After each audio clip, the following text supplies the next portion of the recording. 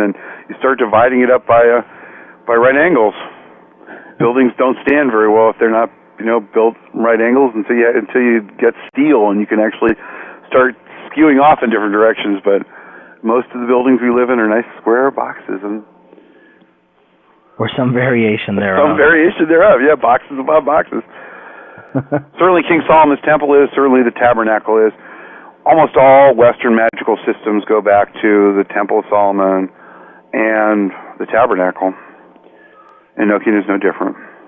Okay, so now we've gone over, how the tables were constructed, and referencing before we go on there, if people are going to understand particularly the Watchtower system, which is probably where you should begin, even though it's sort of the end of the system, the system itself, I surmise, sort of begins up in the astrological space and sort of descends, and so that in a symbolic way, so that the very end of the system is a terrestrial system. And so people who attack the manuscript occasionally say, "Oh, we need to start over here back in the beginning," but in fact, the end is the place to start and work your way back. Work your way back, yes. And a true and faithful's out there. It's online now. I forget which website's out there, but I think Ian Rons, I think his name is, has a PDF version of a true and faithful. And if people are going to work the Watchtowers, they need to sort of isolate. And I give people notes in my articles as to where those places are in the Watchtowers. Lon Duquette's new book will have notes by me. I think he's quoting me a lot, apparently. And saying where those are in True Faithful, people should actually read that text to sort of understand it. I can't tell people enough to do that. And unfortunately, there's Latin in there, and I'm sorry that everybody doesn't speak Latin. That's not really my problem. They should learn Latin. But there's enough English in there that they can figure it out for themselves. And they need to go over that material, as tough as it is sometimes, 3 or 4 times, to try to understand what's going on there. Okay. So somebody is interested in working with, just this, and let's kind of like put the Golden Dawn stuff aside. And so the Watchtowers are constructed with the black, white, red, and green. And I have white and black. I have black and white tables. They're an inch square each. I think there's good reason for having the squares at an inch size, because that gives you a foot on one side, 13 inches on the other, and so you can then derive the inch from it by swinging the arc across. And I think that there's a underlying system of English measures coded into the system. And then I have claws of passage. I have 4 claws of passage in the appropriate colors. Okay, so your tables are actually black and white. My tables are black and white, and I hang my cloths of passage, and I put the tower on top of it. Now, when you say a banner, are you talking a long piece of cloth that you hang on the wall? Yes, a long piece of cloth I hang on the wall. And then you put the table above it? On top, right in the middle of it. Okay. And then what do you do with the table of union? I have one of those. I put it in the middle, in my central altar. I cram a lot of stuff in the central altar, and I pile them according to what I'm actually doing. Okay, so you don't just have the table of union, you have a lot of other I have a sigillum, I've got a Nalvege, I've got a round table of Nalvege, and I've got what are other tables that I'm working from? Sometimes I'll make, I have tables appropriate to the seniors, which just have their 6 names on them, they're 6x7s. I have tables of the archangels and the angels derived from the sigillum, which are 7x7. So depending on what I'm doing, the sigillum is almost always the base, and then a crystal ball, and then I have other tables depending on what I'm doing. Even when I'm working with the Watchtowers, I tend to haul out some other stuff, either Nalvege or an archangelic table.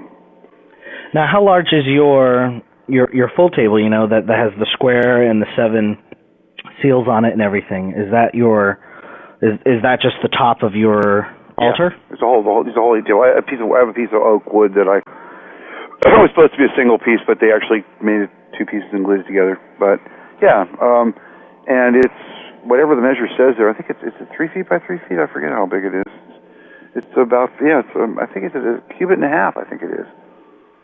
I'd have to look and see exactly. There's a measurement given in cubits. Cubits are 18 inches. But the the measurement of the table actually is the interior of the table apart from the border, which has the letters on it. I don't think I have a lengthy argument about how the Holy Table is supposed to be constructed, taken from Liber Primus mainly and Liber Quinti Appendix. I don't think I've ever published it. I think some of the basics are in my notes on back in the old the Center for Enochian Studies days, but they're only preliminary notes, and I only have so much time in this world to to write articles for people, and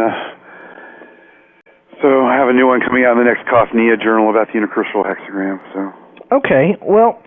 So you have all of your tables set up, and then how do you go about you figure out what signs are above the equator or the horizon? Yes. Just using a normal astrological program. You've got to plot this out in advance. Right. Even if you're doing planetary magic, you have to plot these things out in advance. The real key to doing any of these things is finding sort of the ideal times for doing it. Mm-hmm.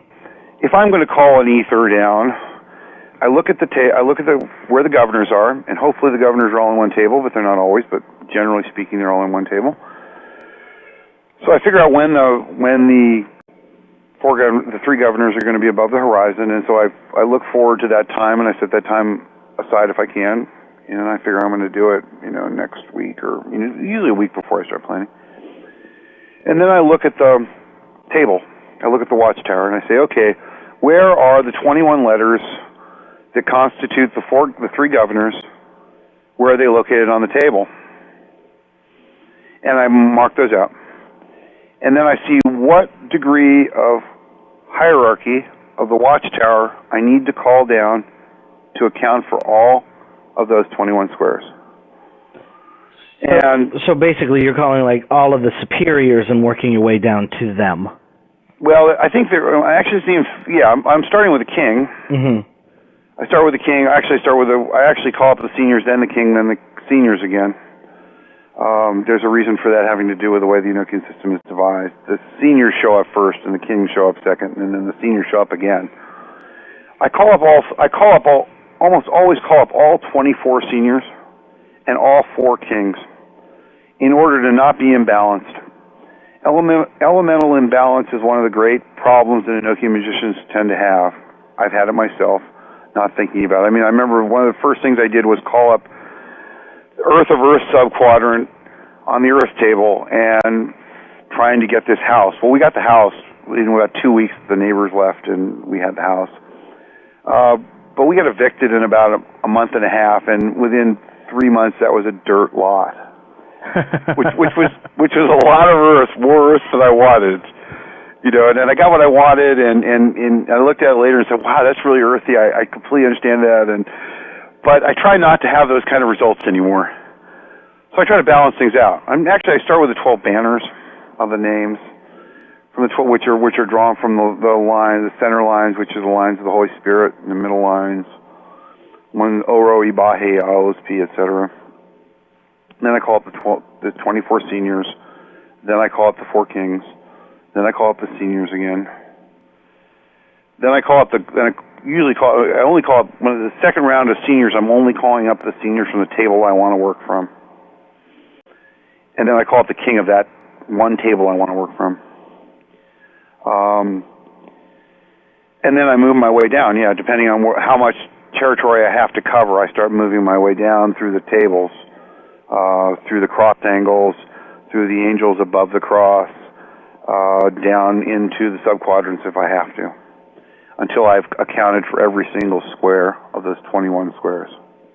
And there's an order you have to go through in order to get there, that order I just gave you, which I think is explained in my thing about the Golden Talisman, which I give the names in some order. Mm-hmm. That name system is just derived from the Golden Talisman. I don't think there's, and from what's given in a true and faithful relation. Now, is there any preliminary rituals that you go through? I assume just normal banishings. I do. I banish by pentagram and hexagram. I use lesser forms of both of those things. One of the things people don't realize is both the lesser pentagram and lesser hexagram ritual are devised so that the magician can do Enochian when they get to the level of adepthood. And so they're designed around all kinds of basic kinds of Enochian assumptions. And like directions, for instance, the reason we have air in the east and water in the west and earth in the north and fire in the south is because that's the way the Enochian table, the last one that was given, what's called the Reformed Table of Raphael, that's the way those elements are laid out in that table. Likewise, the reason the pentagram is attributed the way it is, the reason that the upper left-hand corner of the pentagram is attributed to air is because the upper left-hand corner of the Great Watchtower is attributed to air. The upper right-hand corner of the Great Watchtower is attributed to water, and so the upper right-hand corner of the pentagram is attributed to water, etc. And those associations that the Golden Dawn uses there are based on Enochian assumptions. Similarly with the lesser hexagram forms, there are 4 forms of the lesser hexagram.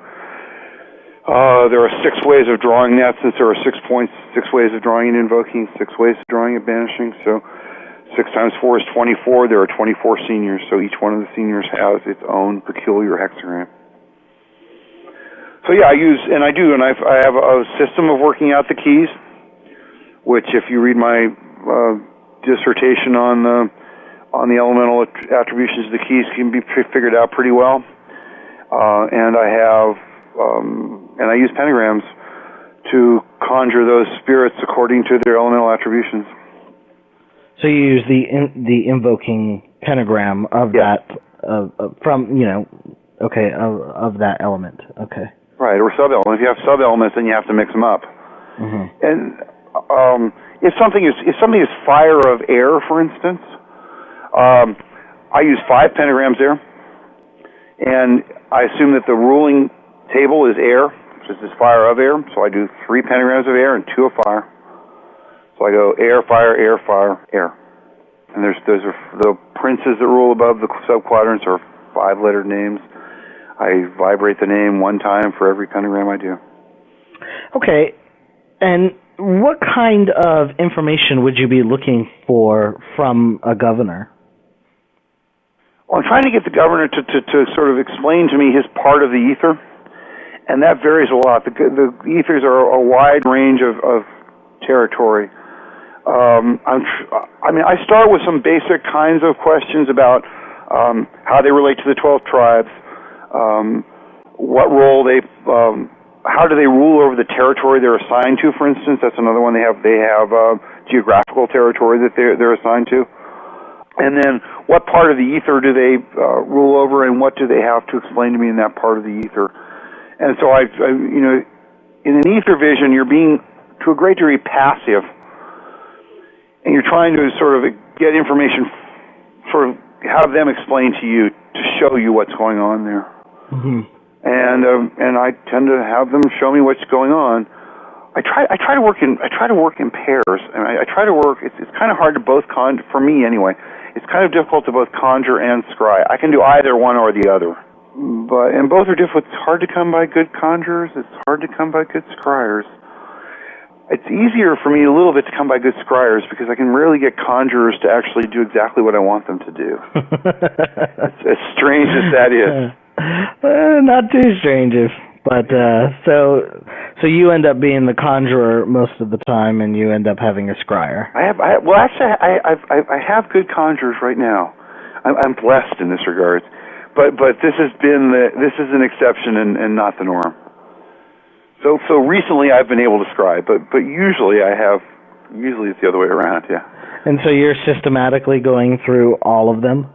No, it's actually not what we've been working. We've been trying to ascertain the kings of the tables. I have not been working with ethers extensively for a while. We went through the 4 kings, then we're systematically working through the 4 horsemen that rule over them and the 24 seniors. Partially because we can attribute those to a fixed points in the year, like the other day, the water horseman, the 4th horseman came across because it was summer solstice, and summer solstice is the traditionally attributed. Wrong horseman. We just passed the other one. We did the horseman attributed to air, the swordsman. Because the summer solstice came by. Because the division between Gemini